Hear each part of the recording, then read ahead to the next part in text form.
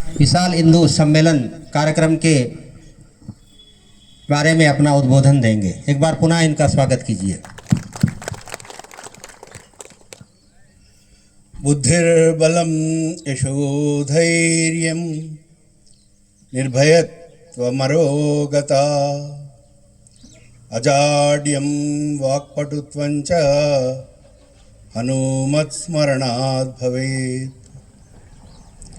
रामाय रामभद्राय रामचन्द्राय वेधसे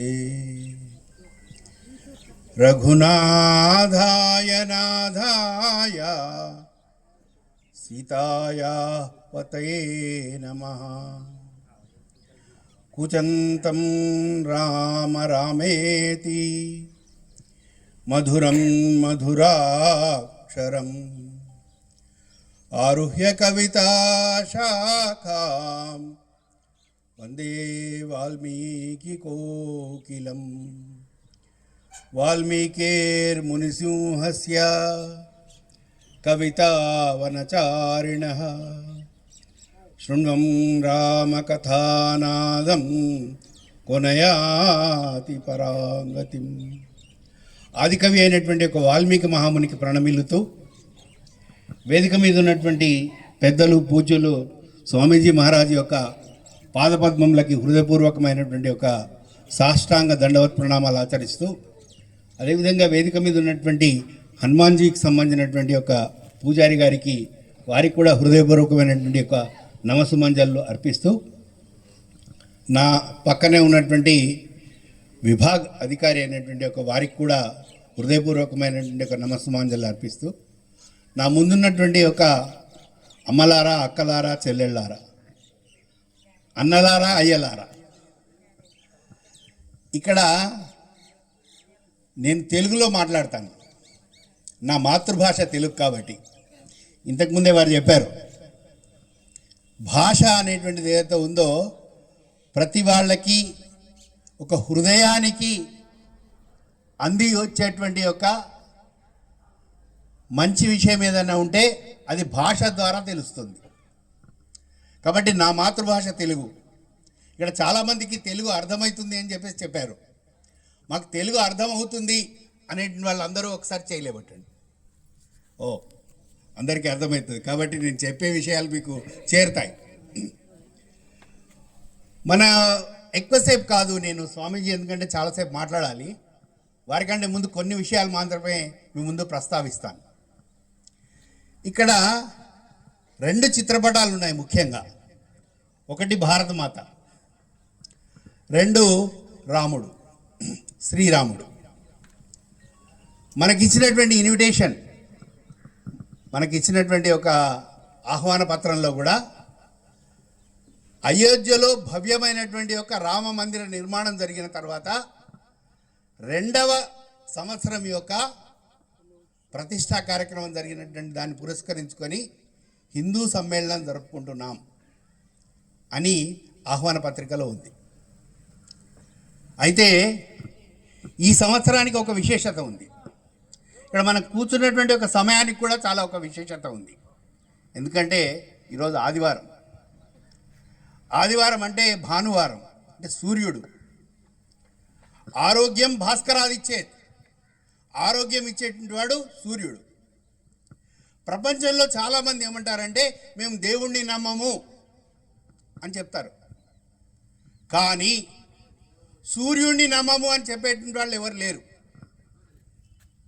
సూర్యుడు మనకు కావలసినటువంటి శక్తిని, యుక్తిని, మనకు కావలసినటువంటి ఒక ఆహారాన్ని, విహారాన్ని అన్నీ అందించేటువంటి వాడు, జ్ఞానాన్ని అందించేవాడు కూడా సూర్యుడే. ఎందుకు చెప్తున్నాను ఈ అంశం అంటే, సాక్షాత్తు హనుమంతుల వారు ఆయన ఏం చెప్పాడు తెలుసా? మనం మామూలుగా మేము ఇక్కడికి వచ్చే వరకల్లా హనుమాన్ చాలీసా అష్టసిద్ధి నవనిధికే దాత, ఈ అష్టసిద్ధులకు సంబంధించినటువంటి విషయాన్ని నేను ఒక 2 నిమిషాల్లో చెప్పదలుచుకున్నాను. ఎందుకు చెప్తున్నానంటే, హనుమంతుడు మన దేశం మొత్తానికి కూడా ఒక ఆదర్శ మహాపురుషుడు.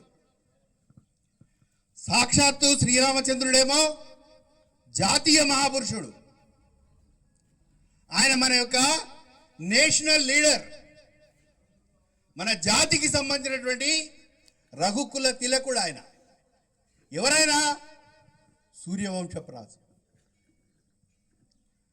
అట్లాంటి యొక్క రాముడి విషయంలో హనుమంతుడు ఏం చెప్తాడంటే, ఎక్కడైతే రాముల వారి యొక్క చిత్రపటం ఉంటుందో, ఎక్కడైతే హనుమాన్ చాలీసా పారాయణ జరుగుతుందో, ఎక్కడైతే రామ భజన జరుగుతుందో, అక్కడ నేను వచ్చి నతమస్తకంగా తల వంచి నేను ఉంటానని చెప్పాడు. నాకు తెలియదు, మీలో ఉండేటువంటి హృదయాల పలికి ఆల్రెడీ హనుమంతుల వారు వచ్చి కూర్చున్నారు.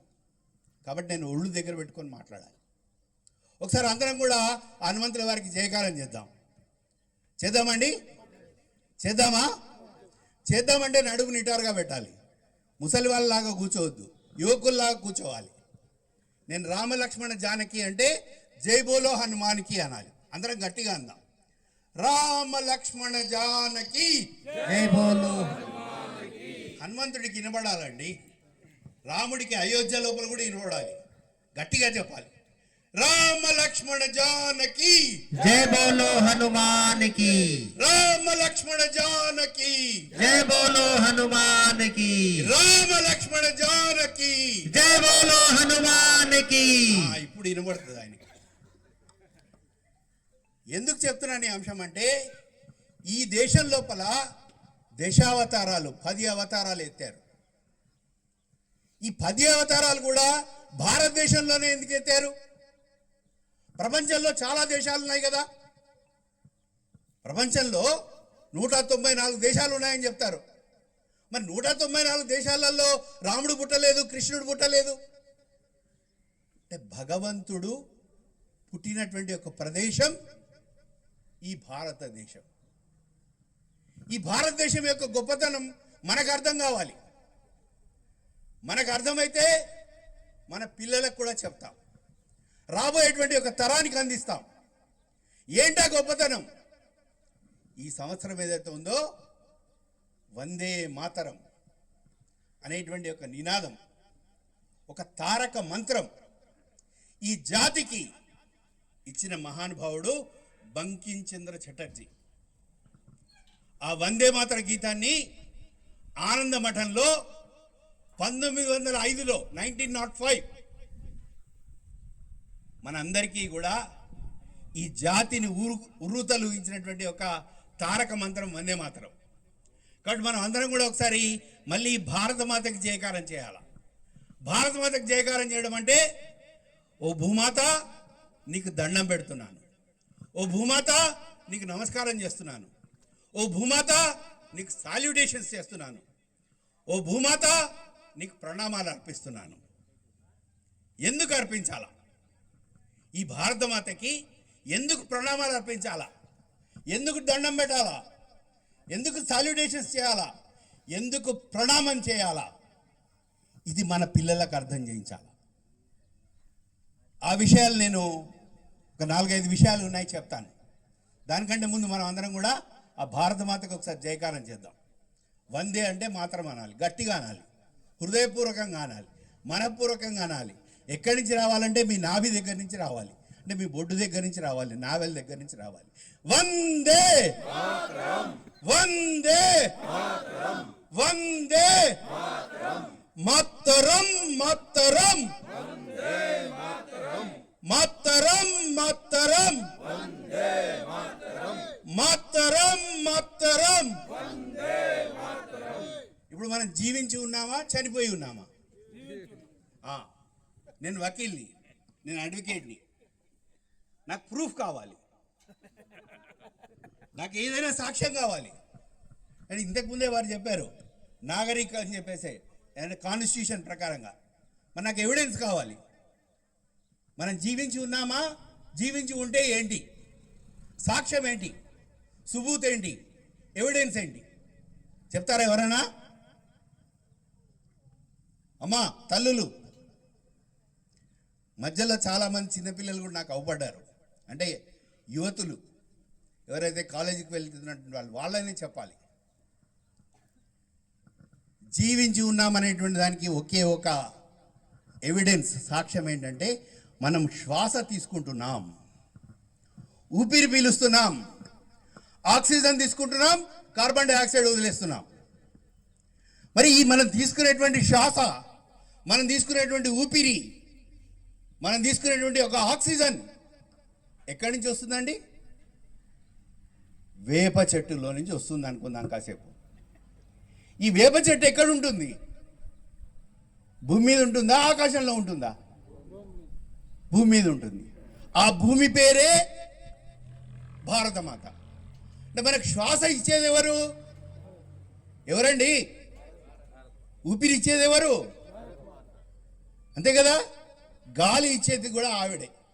అందుగురించి ఏం చెప్తారు పెద్దలంటే, శ్వాస ఉంటే శివం, శ్వాస లేకపోతే శవం.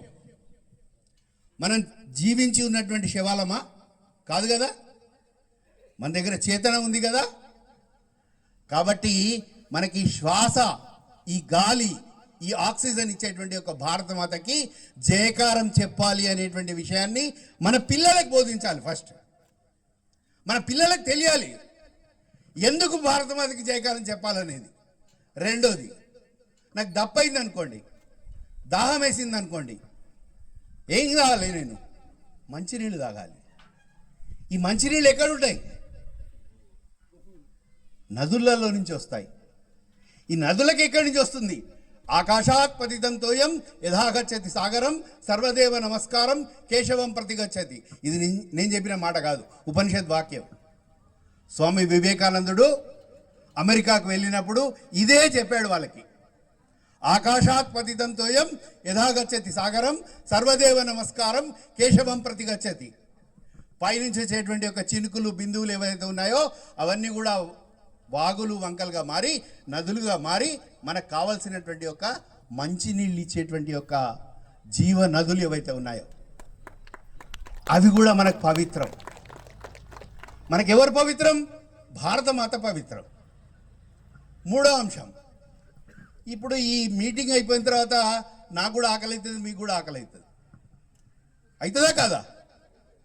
అయితే ఏం చేస్తాం? పోయి కొంతమంది అన్నం తింటారు, కొంతమంది రొట్టెలు తింటారు, కొంతమంది ఇడ్లీలు తింటారు, కొంతమంది వడలు తింటారు, కొంతమంది పొంగల్ తింటారు, కొంతమంది దోశ తింటారు. ఈ ఆహార పదార్థాలు, కొంతమంది పప్పు తింటారు, కొంతమంది ఆలుగడ్డ కర్రీ చేసుకొని తింటారు, ఇంకొక ఆయన వంకాయ తింటాడు, ఇవన్నీ చేసుకుంటాడు. ఇవన్నీ ఎక్కడి నుంచి వస్తాయి? భూమిలో నుంచి రావా? మరి ఆ భూమి మనకు ఆరాధ్య దేవత కాదా? అందుగురించే మనం ఏం చెప్తాం? వసుధ, వసుంధర, భూమాత. మన ఊర్లలో వెళ్తే చాలా ఊర్ల లోపల బొడ్రాయి ఉంటుంది. ఎవరావిడ? భూలక్ష్మి ఆవిడ. మన అందరినీ చల్లగా చూసేటువంటి ఒక భూమి యొక్క తల్లి. అందుగురించే పాటలో ఏం చెప్తాం? ఈ పుడమి నా తల్లి నేనామె పుత్రుడను. ఆవిడ మనకు కావలసిన ఆహారాన్ని ఇస్తుంది. చలికి, వానకు, ఎండకు ఉండడానికి మనం బట్టలు కట్టుకుంటాం. ఈ బట్టలు ఎక్కడి నుంచి వస్తాయి? కాటన్ ఎక్కడ పండుతుంది? భూమిలో పండుతుంది. అట్లాంటి యొక్క భూమాత మనకి కావాల్సినటువంటి ఒక ఇల్లు కట్టుకున్నా, మనం ఉండడానికి కావాల్సిన ఎక్కడి నుంచి వస్తుంది? అది కూడా భూమాత ఇస్తుంది. మరి చివరికి మనం చచ్చిపోయామనుకోండి, తీసుకెళ్ళి ఎక్కడ బొందపెడతారు? భూమిలో బొందపెడతారు. ఎక్కడ కాలబెడతారు? భూమిలో కాలబెడతారు, భూమి మీద కాలబెడతారు. మరి ఇన్ని ఇచ్చినటువంటి ఒక భూమాతకి మనం నమస్కారం చేయాలా, ప్రణామాలు చేయాలా, సాల్యుటేషన్స్ చేయాలా అని మన పిల్లలకు చెప్పాలా వద్దా? చెప్పాలా వద్దా? చెప్పాలా వద్దా? అందుగురించే మన దేశంలో ఉన్నటువంటి ఒక ముగ్గురు మహానుభావులు, నేను ఎక్కువ వెనక్కి వెళ్ళట్లా, ఒక రాముడు కావచ్చు, ఒక కృష్ణుడు కావచ్చు, వాళ్ళందరూ ఎక్కడ ఆడుకున్నారు? ఇదే భూమి మీద ఆడుకున్నారు వాళ్ళు. కాబట్టి వాళ్ళు మనకి ఆదర్శ పురుషులయ్యారు. అట్లాంటి యొక్క భూమాతకి మనం ఒకసారి జయకారం చేయాలి. చేద్దామండి? చేద్దామా? చేద్దామా? చేద్దామా? నేను జై జై మాత అంటే అందరం భారత్ మాత అనాలి, గట్టిగా అనాలి. జై జై మాత. ఎవరికైతే పక్షవాతం వచ్చిందో, చెయ్యి పడిపోయిందో అట్లాంటి వాళ్ళు మాత్రం చేయలేవడానికి వాళ్ళకి ఎగ్జంప్షన్. మిగతా వాళ్ళందరూ కూడా పిడికిలి బిగించాలా, ముట్టి బిగించాలా. అందరూ భారతమాతకి జయకారం చెప్పాలి. జై జై మాత, భారత్ మాతా, జై జై మాత, భారత్ మాతా, జై జై మాత, భారత్ మాతా. బోలో బోలో భారత్ మాతా की జై, बोलो बोलो भारत माता की జై, बोलो बोलो भारत माता की జై. నేను చెప్పాలనుకునేటువంటి 5 అంశాలలో మొట్టమొదటి అంశం భారత మాత యొక్క గొప్పతనం. రెండోది, ప్రపంచంలో ఉన్న 194 దేశాలలో 193 దేశాలు పితృస్వామ్య వ్యవస్థ, తండ్రి ఆధారంగా నడిచేటువంటి యొక్క దేశాలు అవి. భారతదేశం మాత్రం మాతృస్వామ్య వ్యవస్థ. అందుగురించే మనకు భారత మాత తల్లి. మిగతా వాళ్ళకి కాదు. మిగతా దేశాలన్నీ కూడా పితృస్వామ్య వ్యవస్థ, తండ్రిని ఆధారంగా నడిచేటువంటి వ్యవస్థ. కానీ భారతదేశంలో మాతృస్వామ్య వ్యవస్థ. ఫలానా ఆయన ఎవరంటే సీతారాములు అని చెప్తారు, ఫలానా ఆయన ఎవరంటే రాధాకృష్ణులు అని చెప్తారు, ఇంకేం చెప్తారు, లక్ష్మీనారాయణులు అని చెప్తారు. ఎవరున్నారండి ముందట? తల్లి. ఫలానా వాళ్ళ అబ్బాయి అని చెప్తారు, ఫలానా వాళ్ళ అమ్మాయి అని చెప్తారు. కాబట్టి ఇక్కడ ఈ మాతృస్వామ్య వ్యవస్థలో ఏంటంటే మనకు ఒక 5 రకాల తల్లులు ఉన్నారు. మొట్టమొదటి తల్లి భారతమాత. 2 గంగామాత.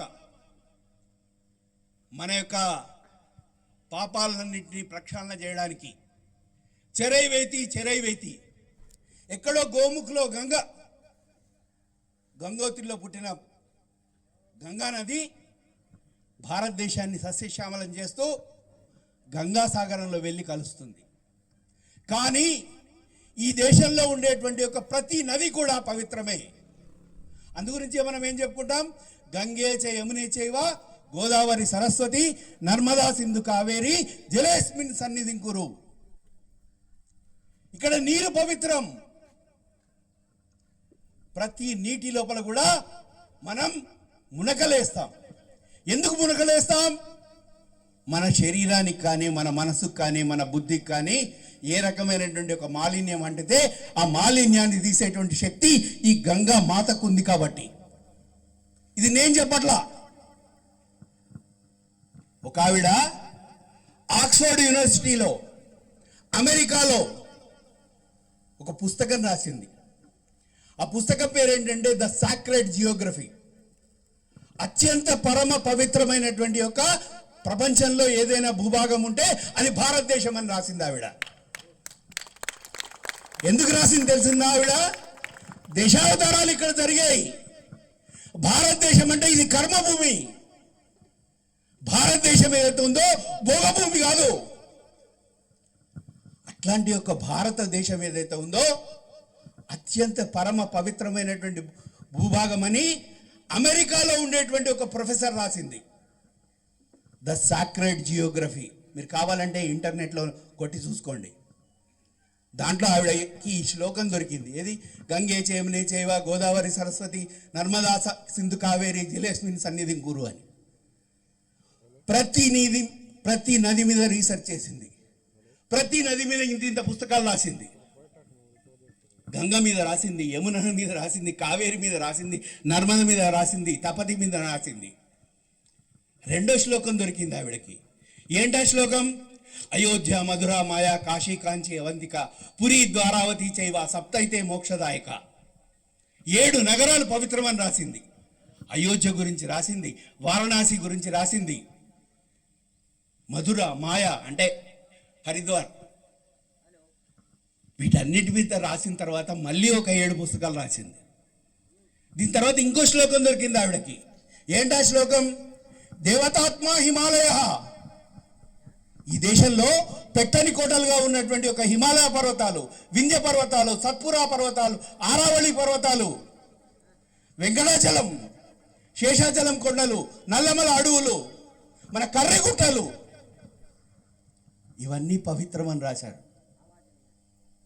రాసిన తర్వాత లాస్ట్కి ఆవిడ ఏం రాస్తుందంటే 30 పుస్తకాలు రాసింది. 30 పుస్తకాల తర్వాత ఈ సాక్రెడ్ జియోగ్రఫీ అనే పుస్తకం రాసింది. ఆ పుస్తకంలో ఆమె రాస్తుంది, ఏం రాస్తుంది అంటే, నేనే రాశాను ఇక్కడ. ఏమని రాశాను? ఇక్కడ మట్టి పవిత్రం అని రాశాను. ఎందుకు? నగరాలు పవిత్రం కాబట్టి. ఇక్కడ నీరు పవిత్రం అని రాశాను. ఎందుకు? నదులు ప్రవహిస్తున్నాయి కాబట్టి. ఇక్కడ గుట్టలు పవిత్రం అని రాశాను, కొండలు పవిత్రం అని రాశాను. ఎందుకు? అవి పవిత్రమైనటువంటి కాబట్టి. నేను పిచ్చిదాన్ని కాదా? నాకు బుర్ర ఉందా? నాకు తెలివి ఉందా? ఆవిడ రాసిన కంక్లూజన్ ఏం రాస్తుందంటే, ఇక్కడ పవిత్రంగా అనేది నీరు పవిత్రం, నిప్పు పవిత్రం, భూమి పవిత్రం, ఆకాశం కూడా పవిత్రమే అని రాసింది ఆవిడ. అట్లాంటి మహోన్నతమైనటువంటి యొక్క జాతీయ సంస్కృతికి మనం వారసులం. అందుగురించే వివేకానందుడు ఏం చెప్తాడు? అమృతస్య పుత్రః. Every soul is divine, every soul is omnipotent, every soul is. మన తల్లిదండ్రులు పుణ్యకార్యం చేస్తే మనం పుట్టాం. వేరే ఎవడో వచ్చి నువ్వు పాపివి అని చెప్పేటువంటి ఒక అర్హత వాడికి ఉందా? నా తల్లిదండ్రులు పాపకార్యం చేస్తే నేను ముట్టలా, నా తల్లిదండ్రులు పుణ్యకార్యం చేస్తే నేను ముట్టాను. కాబట్టి నేను పుణ్య పురుషుణ్ణి. అమృతస్య పుత్రః. నా శరీరంలో, నా రక్తంలో, ప్రతి కణ కణం లోపల అమృతం ఉంది. భారతీయుల యొక్క సంతతి అది. ఎందుకంటే ఇది కర్మభూమి, మిగతా అన్ని భోగభూములు. మనది ఉపనిషత్ భూమి.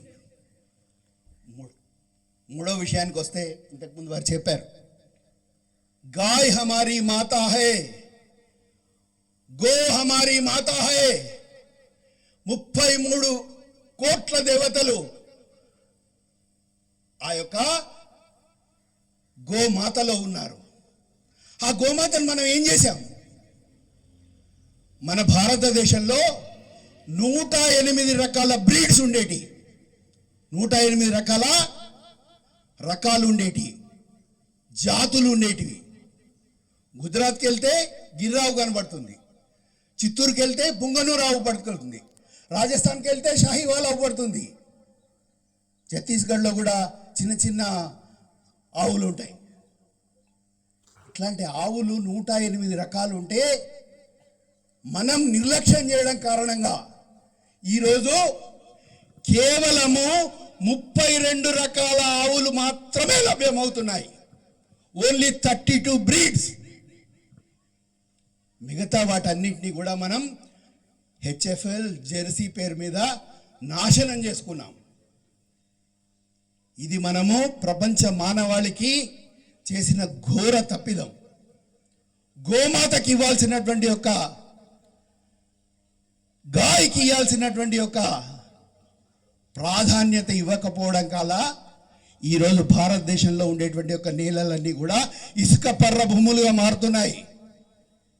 గోమాత యొక్క మూత్రం, గోమాత యొక్క పేడ, గోమాతలకు సంబంధించినటువంటి యొక్క ప్రతిదీ కూడా పవిత్రమే.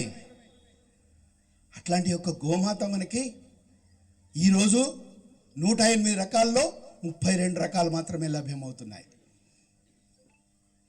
మన ఇంటి ముందట తల్లులు పొద్దున్న లేస్తే పూజ చేస్తారు. ఎవరికి పూజ చేస్తారండి? తులసి మాత. తులసి చెట్టు పెట్టుకొని మనం పూజ చేస్తాం. అట్లాంటి ఒక తులసి చెట్టు మనకు పవిత్రం. పంచభూతాలకి ప్రతీక అయినటువంటి ఒక్కొక్క దాన్ని ఒక్కొక్క దాంట్లో మనం, అందుగురించే మనకి వృక్షాలు పవిత్రం. మనకి పారిజాతం పూలు అంటే చాలా దేవుడికి ప్రీతి.